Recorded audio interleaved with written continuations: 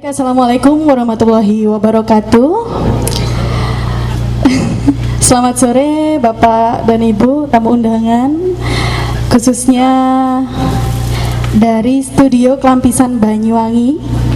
Saya ucapkan selamat datang di kampung kami, Kampung Mandar. Acara ini merupakan acara diskusi arsip Mandar dalam program Ulu Pampang Menanam Politik Belambangan Eropa Studio Kelampisan Banyuwangi.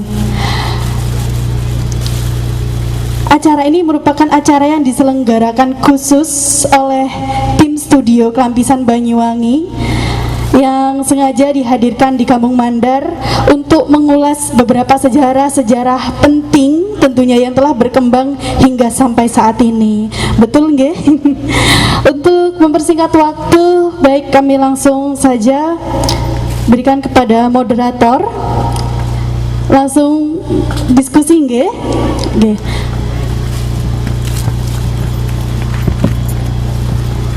Assalamualaikum warahmatullahi wabarakatuh. Selamat sore saudara-saudara, teman-teman sekalian. Mungkin saya akan mempersilahkan Nenek terlebih dahulu untuk memberikan semacam pembukaan gitu, Nek. Assalamualaikum warahmatullahi wabarakatuh. Terima kasih atas kedatangannya bapak-bapak, ibu-ibu di sini ya, untuk menghadiri diskusi ya, acara diskusi ini ya. Ya.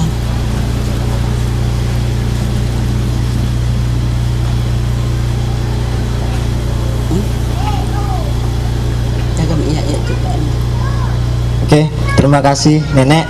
Mungkin saya akan langsung melanjutkan diskusi ini karena acaranya cukup singkat, sebentar lagi maghrib.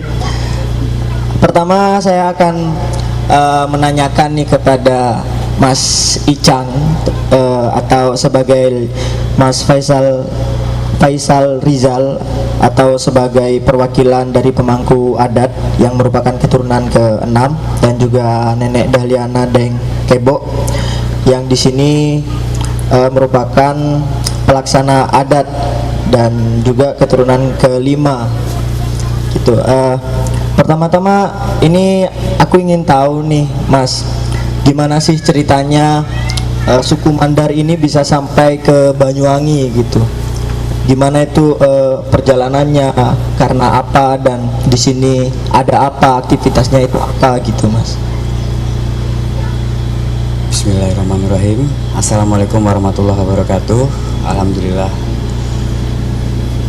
dengan rahmat Allah Subhanahu wa taala kita semua diberi kesehatan bisa kumpul di sini untuk Kampung Mandar sendiri bisa ada di sini, yang diawali dengan sebenarnya yang dari Sulawesi, Mas ya, dari Sulawesi sendiri setelah terjadi perjanjian bunga ya, yang dimana kerajaan Goa tunduk oleh VOC.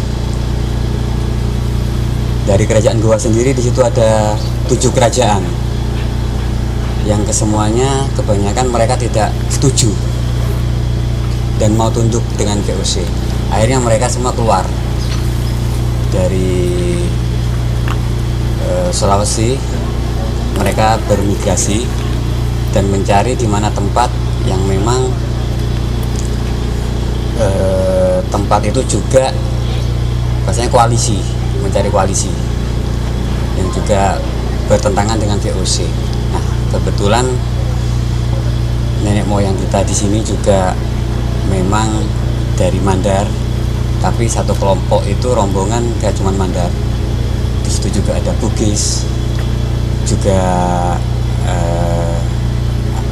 suku-suku yang lain, yang kebetulan sebagai pemimpin di satu kelompok itu ya Datuk Kapitan Gala ini, dan beliau pun bersama adiknya Datuk Kapitan Macan,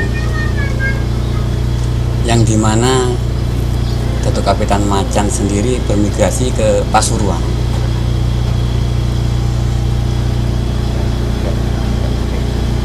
Jadi dari Datuk Kapitan Galak yang di Banyuwangi ini, akhirnya ada kesepakatan di sana dengan pihak kerajaan Blambangan yang disebutkan sana, yang dimana juga setuju dengan koalisi tersebut.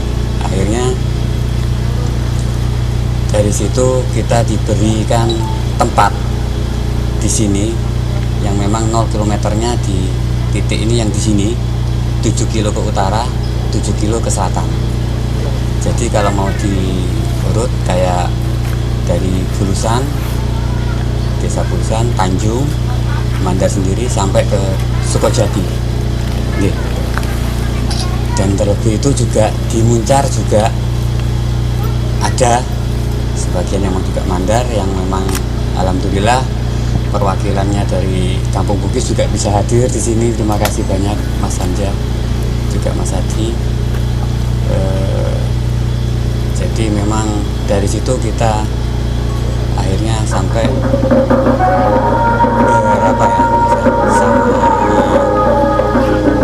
suku Using, sampai ada pernikahan di situ, berbaur lah, dalam arti beranak pinak seperti itu.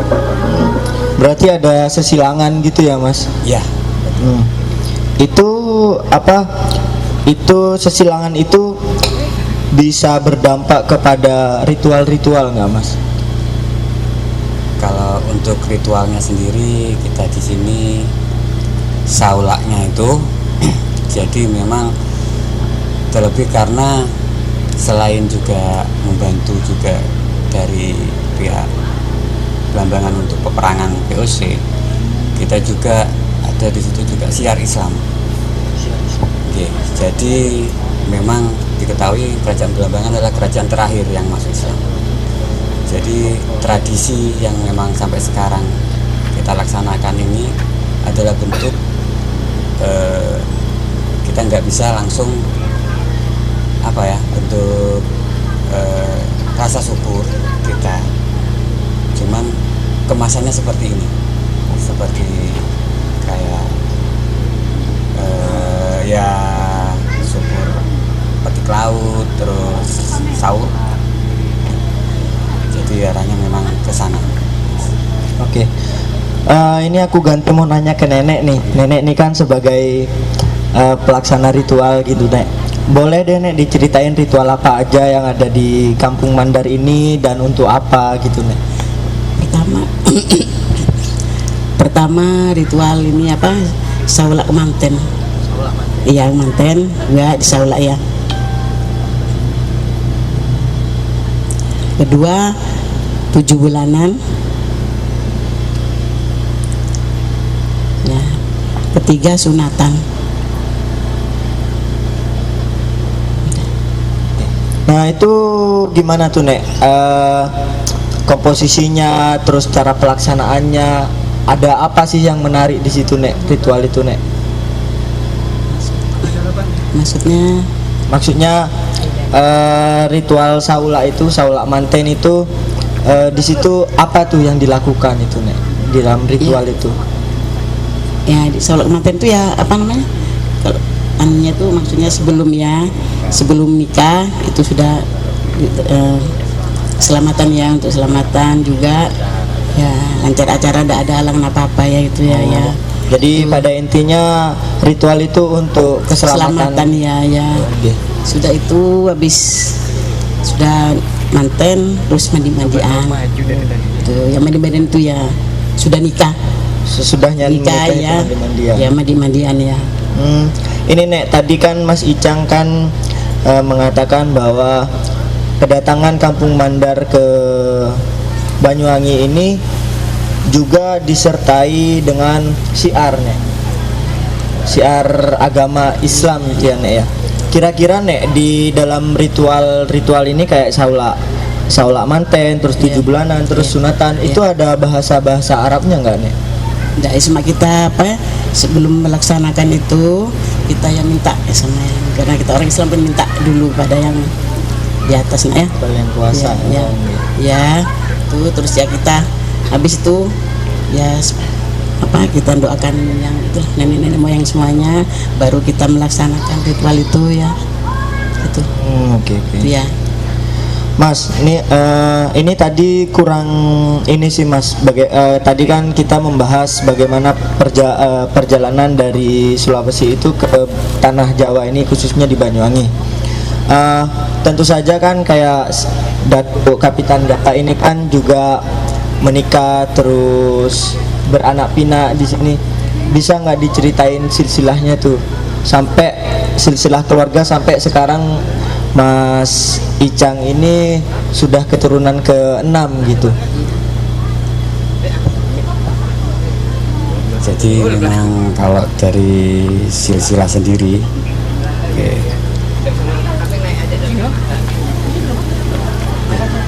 Selamat datang Bang Agus dari Bulusan.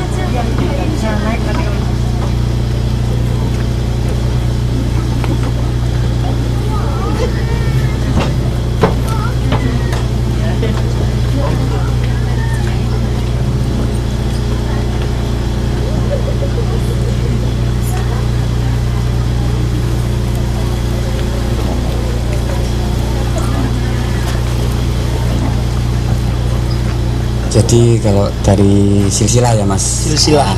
Dari silsilah sendiri dari awal dari Kapitan sendiri. Di situ beliaunya memang ke sini dengan bawa anak juga, namanya Tuk Asmin. Tuk Asmin sendiri nikah dengan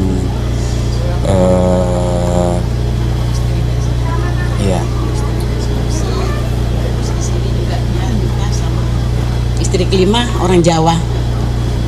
Istri kelimanya orang Jawa ya, kita ini turunannya. Oh, jadi nenek sama Mas Icang ini adalah keturunan dari Datuk Kapitan Datuk Mandar turunnya, anaknya Datuk Kapitan, Tuk Asmin. Berarti Tuk Asmin itu ya pertama nikah bawa istri juga dari Sulawesi, juga di sini nikah. Istri yang kelima itu ya kita turunannya ini. Tuh, dengan orang Jawa. Orang Jawa. Iya, orang Jawa. Oke. Nak ya. Dilanjut Nek ceritanya Nek, setelah itu ya namanya Mbak Danira ya. Orang anunya tukang kayu, di tukang kayu sini Banyuwangi juga ya. Masih ada anunya juga di Benelan itu ya. Anunya tuh Mbak Danira tuh bapaknya ya, pamannya tuh Ki Tompo Wijoyo namanya juga, orang anu juga. Ki Wijoyo itu ya. Ya. Ya. Ini kemarin kan saya sempat main-main di daerah Banyuwangi ini. Ya. Ada satu tokoh dari Kampung Mandar itu namanya Mak Item. Iya, betul. Dia kan perempuan Ya. tapi juga ikut berjuang gitu. Ceritain deh Nek, bagaimana Mak Item di dalam keluarga gitu. Iya tuh. Ya dia kan apa ya? Memang satu saudara tuh dia yang anak ya. Sekolahnya juga dia yang sekolahnya ya. Tuh bisa ya berbahasa Belanda ya, sekolah Belanda. Karena kan dulu kan tidak boleh kalau ndak anaknya orang seperti petinggi, anaknya lurah kan tidak boleh ya. Jadi dia yang sekolah, dia guru tenun juga, guru ngajar ngaji, guru buta huruf, item itu ya. Ketua dulu, ketua Masumi nak dia. Perempuan ini ya. Dia ketua Masumi ya. Mas Icang mau menambahkan cerita tentang Mak Item mungkin?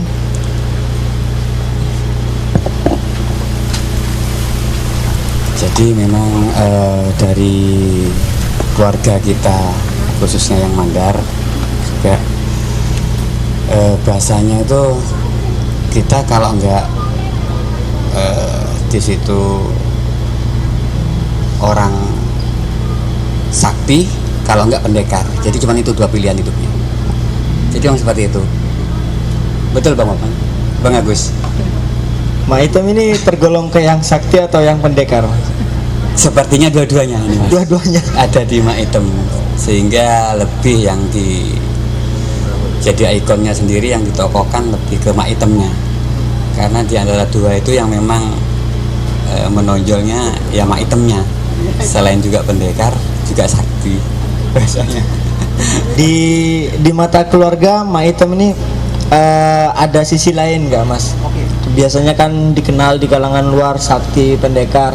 Apakah di dalam keluarga ini dia tetap sakti dan pendekar atau dia bisa berubah hangat, berubah keibuan seperti itu? Ya memang seperti itu. Jadi memang nggak apa ya. Kalau untuk keluarga sendiri, beliau sendiri bisa dikatakan bagi saya pribadi bisa jadi sosok juga ibu atau bapak. Jadi memang dua-duanya beliau yang pegang seperti itu. Berarti hebat beneran nih ya Mas ya. Maitem nih keturunan keberapa Mas? Keturunan ketiga. Ketiga. Oke. Oh, Dari berat. kakak itu. 3 generasi sebelum Mas Ya. Icang ya. Kalau keturunan keempat Dari nenek Madu. Mak Adu. Ya. Ini dia juga sama seperti Mak Item atau gimana Mas? Ada perubahan atau apa? Ya sangat jauh sekali sebenarnya, lebih ke ibuan. Kalau yang dari pilihannya untuk sakti atau pendekar itu ya lebih ke ibuan beliaunya. Ini gimana nih? Aku mau tanya ke nenek. Ini kan untuk durasi waktunya kan lama banget Nek, dari awal kedatangan itu sekitar tahun 1600-an dan itu sudah mulai ada ritual-ritual. Kira-kira bagaimana sih Nek caranya ngajari orang nenek-neneknya terus keturunan-keturunan lama itu sampai ke nenek sekarang ini, cara mengajari untuk melakukan ritual itu seperti apa? Sebenarnya tidak diajari. Cuma saya itu cuma nenek itu mau meninggal, nenek Item ini mau meninggal, dia cuma pesan. Cuma kamu yang saya kasih sama ibu saya tuh. Cuma itu aja ya. Dikasih itu dikasih. Ya itu dikasih, tidak tahu itu cuma kamu sama mak yang saya kasih, maknya nenek ya. Mak Ado ini yang sama saya itu, waktu Mak Item tuh mau meninggal. Setelah itu langsung bisa gitu. Iya, enggak langsung bisa ya. Wah, berarti Nggak beneran ada iya. sakti itu. Enggak tahu ya, enggak pernah belajar ya. Enggak belajar, enggak apa ya sampai sekarang ini ya. Ya apa istilahnya itu ilmu laduni gitu ya Nek, model gitu Iya. ya. Seperti ya ndak itu aja, ndak saul aja. Ya kadang anak-anak nangis, cerewet itu nak ya salamnya. Jadi ndak belajar ya. Ya, selamat datang, Selamat Pak datang Camat. Pak Camat ya. Saya bawa masker tadi tak bagikan ya. Oh, Harusnya pakai masker semua ya. iya. Baik, kami ucapkan selamat datang kepada Bapak Camat, Bapak Dwi Sansongko, dan juga Bapak Camat.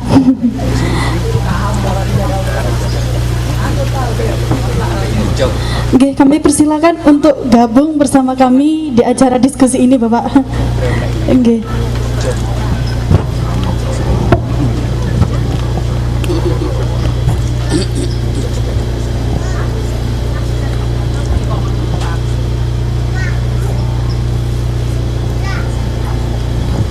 Monggo karena Pak Camat ini baru sampai, mungkin bisa langsung ngasih sambutan Pak gitu.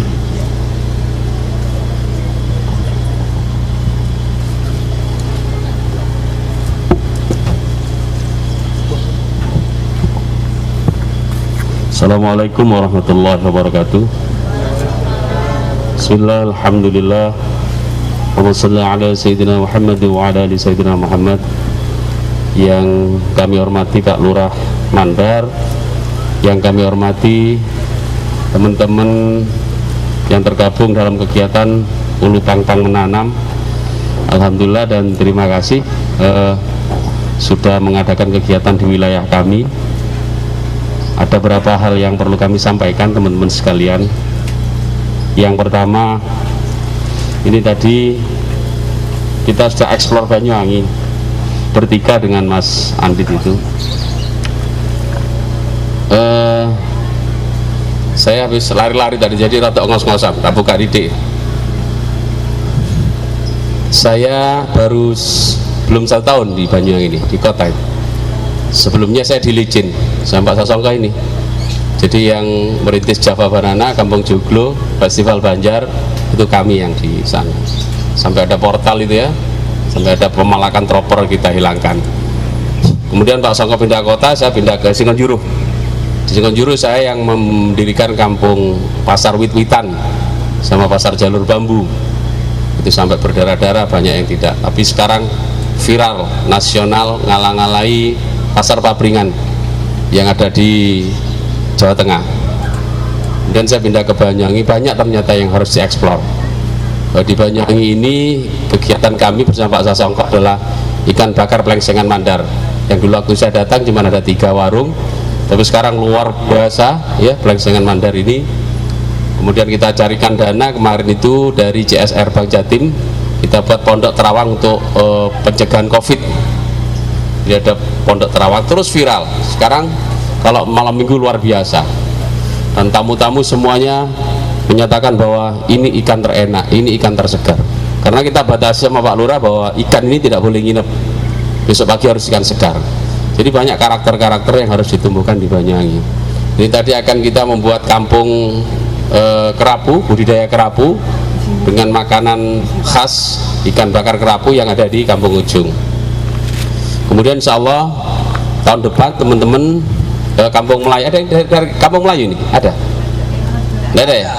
Kampung Melayu tahun ini kita anggarkan 120 juta dari Pagu Indikatif Kecamatan untuk menjadi kampung seni, untuk menjadi kampung seni. Kemudian Sumber Seng, Sumber Pertapan itu menjadi kampung koi. Kemudian ada lagi Banyuwangi Tempo Dulu, Banyuwangi Tempo Dulu. Sementara kita mengadakan kegiatan The Coffee Heaven bersama teman-teman tunarungu. Kita jadikan, kita didik barista mulai dari pelatihan, penganggaran, duit TKI dengan anggaran Pagu Indikatif Kecamatan sampai pada promosi sampai jualan sekarang. Jadi kalau weekend teman-teman bisa lihat di depan gudang tua yang ada di BUM itu, bersama Pak Lurah kita rintis. Di situ ada The Coffee Heaven Fund Banyuwangi, artinya di gudang Banyuwangi. Kemudian Kampung Jahe di sekitar Pahlawan kita jadikan kampung jahe dengan rhizoma planter bag. Semua nanti makanan ya serba jahe ada di sana, mulai ronde, skoteng, terus STMJ, semua. Nanti ada beberapa warga yang terasnya kita jadikan untuk warung-warung makanan-makanan jahe itu. Nanti kita drop semua kebutuhannya, mulai dari jahe dan sebagainya.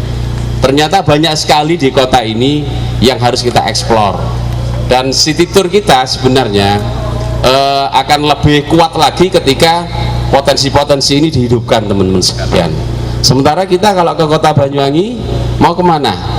Kota sepertinya menjadi tempat singgah. Paling tidak ke BUM atau paling tidak Pendopo. Pendopo ceritanya Sumur Sri Tanjung. Sumur Sri Tanjung beda-bedaan, ono telu, ya. Ada 3, ada yang di timur, ada yang di belakang Pendopo, ada yang di belakangnya lagi ya. Jadi rancu gitu loh. Maka saya mengharap teman-teman bersama kita semua untuk mengeksplor Banyuwangi agar lebih berkarakter, agar menjadi betul-betul kunjungan. Dan alhamdulillah teman-teman sekalian, di masa pandemi ini kekuatan Banyuwangi luar biasa. Justru di masa pandemi Banyuwangi lebih muncul, lebih melejit dibandingkan dengan kabupaten-kabupaten yang lain. Ini bisa dibuktikan dengan surat Menko Kemaritiman. Kalau orang-orang Jakarta mau menggunakan perjalanan dinas, maka harus ke Banyuwangi. Ke Jogja, ke Bali, Banyuwangi disebut dulu. Artinya bahwa yang namanya Komite Pencegahan COVID dan Pemulihan Ekonomi Nasional itu menjadi satu. Ini kita terapkan di Banyuwangi. Jadi bukan hanya pencegahan, tapi pemulihan ekonomi nasional harus kita bangkitkan. Orang-orang kaget lihat Banyuwangi, Pak. Orang-orang kaget lihat Kampung Mandar. Di Bali itu sudah hancur. Kalau sampai Januari tidak akan hancur karena mereka mengandalkan turis-turis mancanegara. Ketika turis tidak masuk, sekarang sudah banyak yang dijual, harus bayar angsuran bank. Sekarang banyak yang ditawarkan sudah. Kalau Januari tidak selesai Pak Lurah, hancurnya lebih permanen. Ini pernyataan. Mohon maaf Bapak, dipersingkat Pak karena waktunya mau. Oh iya, mau maghrib ya. Ya. Jadi harapannya teman-teman, ayo kita bersama-sama kita pulihkan ekonomi ini, kita eksplor Banyuwangi ini bersama teman-teman yang ada di sini, tetapi dengan tetap memperhatikan dan mencegah penularan COVID-19. Karena di Kabupaten Banyuwangi ini sudah hampir 350. Saya kira itu. Terima kasih teman-teman. Nanti kita bisa kontak-kontak lagi karena untuk tahun ini anggaran semuanya floor untuk city tour yang ada di Kabupaten Banyuwangi dan khususnya di Kecamatan Banyuwangi. Saya kira itu, matur nuwun. Sekali lagi mohon maaf bila taufiq wal hidayah. Assalamualaikum warahmatullahi wabarakatuh. Terima kasih atas sambutannya. Untuk selanjutnya saya serahkan kembali kepada moderator. Silakan Mas. Oke, kita lanjut diskusi. Ini selagi ada Pak Camat dan Pak Lurah, aku ingin tanya-tanya nih ke Mas Icang nih, karena Mas Icang juga selain perwakilan dari pemangku adat, sepertinya sejauh saya bergaul dengan Mas Icang di sini, Mas Icang juga dekat gitu dengan pemuda-pemuda di sini yang tentu saja sangat aktif gitu ya Mas ya. Kira-kira nih Mas, harapan Mas Icang ke depannya untuk Kampung Mandar dan pemuda-pemuda di sini itu apa Mas gitu? Permisi Pak Camat, Pak Lurah.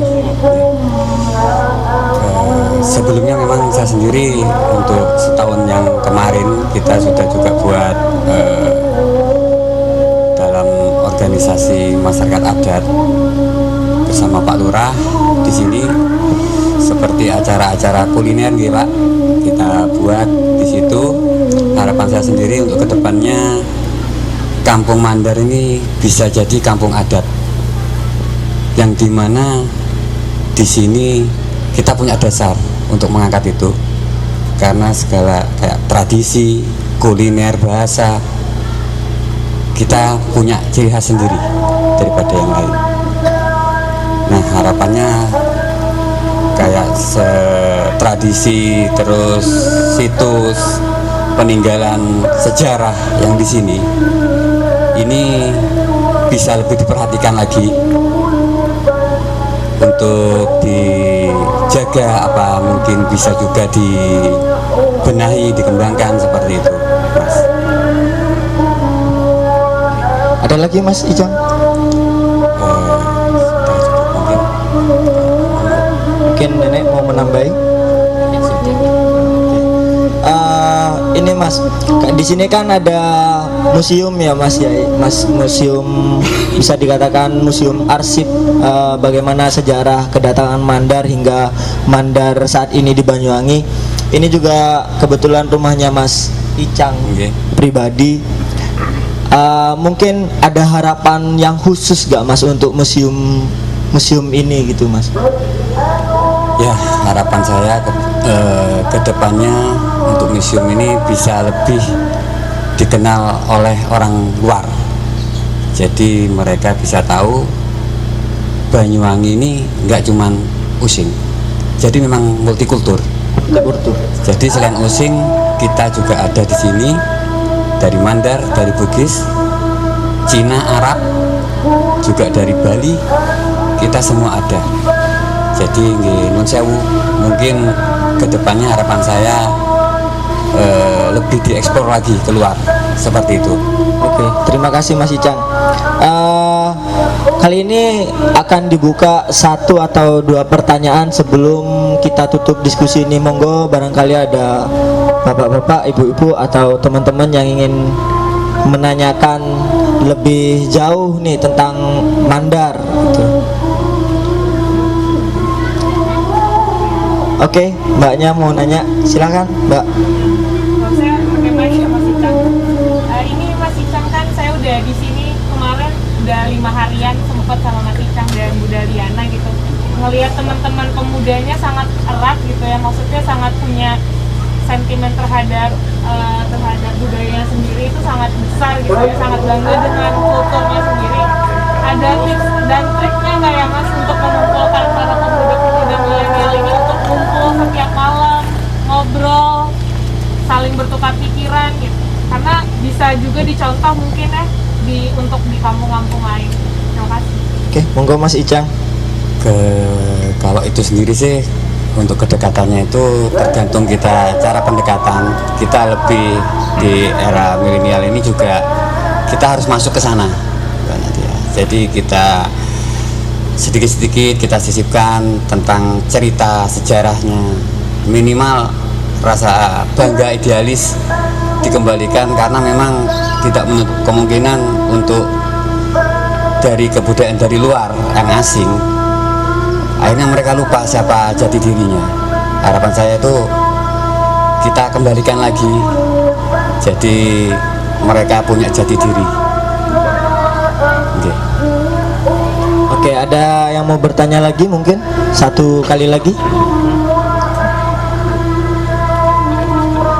Oke, kalau nggak bertanya mungkin kita akan mulai menutup diskusi ini. Barangkali ada pesan-pesan dari Mas Icang atau Nenek untuk akhiran, untuk menutup diskusi ini. Monggo Mas Icang.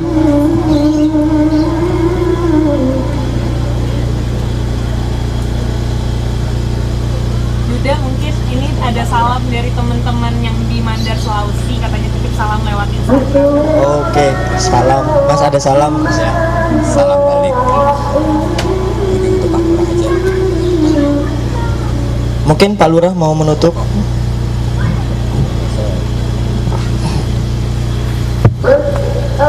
Terima kasih. Assalamualaikum warahmatullahi wabarakatuh. Memang berdirinya Mandar itu sebetulnya di sini karena banyak perantau dari Madura yang cari ikan. Pasti kawasan pesisir itu banyak dikuasai. Kalau kawasan Jawa ini adalah orang Madura, sehingga kalau Madura itu nyebrang ke sini itu lebih dekat daripada orang Sulawesi yang harus ke sini. Padahal pendiri Mandar ini adalah orang Sulawesi atau orang suku Mandar. Karena sudah kelihatan agak rame orang Mandar, orang Madura pada datang, sebetulnya tujuannya hanya mencari ikan. Sampailah yang nguruk dirikan apa sampai daratan ini. Akhirnya orang Mandarnya sendiri mungkin hanya 30%. Itu yang 70% itu antara orang Madura sama orang Jawa atau orang Banyuwangi. Di sini saya perhatikan, kalau dulu Pak ada orang kesurupan yang dipanggil Mak Item, kesurupan yang dipanggilin Mak Item, tokohnya Mandar almarhum itu. Yang kedua, kita jarang bisa mempromosikan kadang apa yang disampaikan Mas Icang tadi. Kita tidak sama dengan Kemiren, kita tidak sama dengan Using, kita punya adat sendiri. Kita kesulitan lahan untuk di depan, garis depan, atau monggo ibarat siniplek itu punyanya adat Mandar, ya mungkin lebih dikenal itu. Karena tempatnya ada di dalam, susah berkembangnya ini. Makanya kapan hari saya ngobrol, ayolah coba cari di tempat di depan, gimana caranya biar tahu bahwa embrio munculnya Kampung Mandar ini dari beliau-beliaunya, kan dari orang Madura. Orang Madura itu sebetulnya pendatang, tapi sudah terlanjur menguasai di sini. 70% itu hampir orang Madura gitu. Nah, saya berharap kalau kita nemu lahan di depan, kalau rumah adat Mandar itu bisa dibuat. Soal penganggaran itu insya Allah kami siap, tapi berkelanjutan ya Pak Camat ya. Kalau kita menggunakan dau itu ya saiki pondasi nisik, sesuk anu nisik. Yang penting kegiatan itu setelah dibangun harus ada pernyataan bahwa ini untuk lembaga, bukan untuk pribadi. Pribadi nggak boleh sama pemerintah untuk bangun itu. Oke? Mungkin itu yang dapat kami sampaikan, kurang lebihnya mohon maaf. Wassalamualaikum warahmatullahi wabarakatuh. Waalaikumsalam warahmatullahi wabarakatuh. Oke, sangat menarik ya teman-teman bahwa ada peristiwa migrasi yang berlangsung sampai saat ini, dan juga ada pertukaran kebudayaan dan juga ada persebaran agama di sini. Untuk menjaga hal-hal semacam ini kira-kira diperlukan mungkin ya diperlukan lebih jauh pengadaan tentang museum supaya arsip-arsip yang sekarang sudah dipamerankan di kediamannya Mas Icang masih bisa berlanjut sampai beribu-ribu tahun ke depan gitu. Itu saja diskusi sore hari ini saya akhiri. Assalamualaikum warahmatullahi wabarakatuh.